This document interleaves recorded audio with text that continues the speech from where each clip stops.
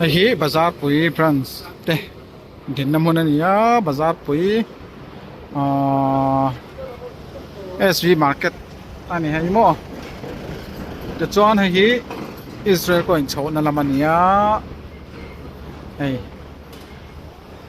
upui polo khile suk suk to mai chuan hei hetlai hi vai dor ania tai vai dor hi alu ne ma an ras thei khop mai an muk thabok ani vai hi kan tluk lo ani chuan hei hetlam pang hi power house lampang ani chuan hei tlai hi bazar peng thla ania so tai so rin rin mo ni bazar phei ni en rin ni nia anun thave khop mai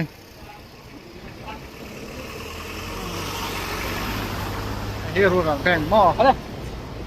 chuan ai bazar chuan hei hi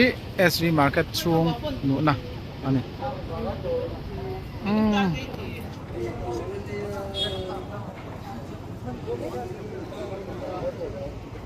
chuan hei không ăn càng tôn đi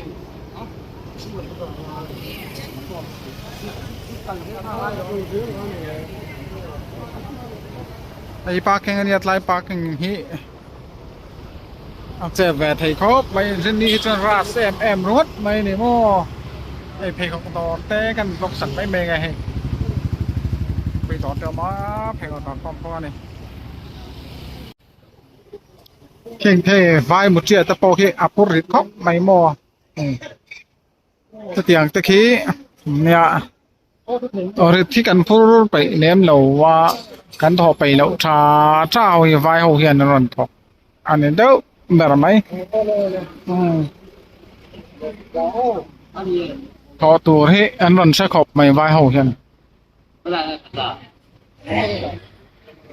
เอ๊ะที่แต่รอนพูดชาไปจุดคนไม่หนังนี่ซึ่งพูดท่านจะปุยก็มึงอันเราเอ็นเสียหลังพูดก็ไม่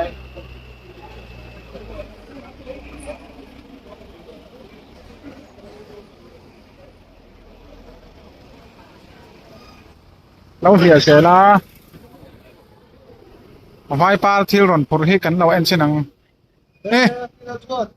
เอาว่าจะสวดตัวเว้ย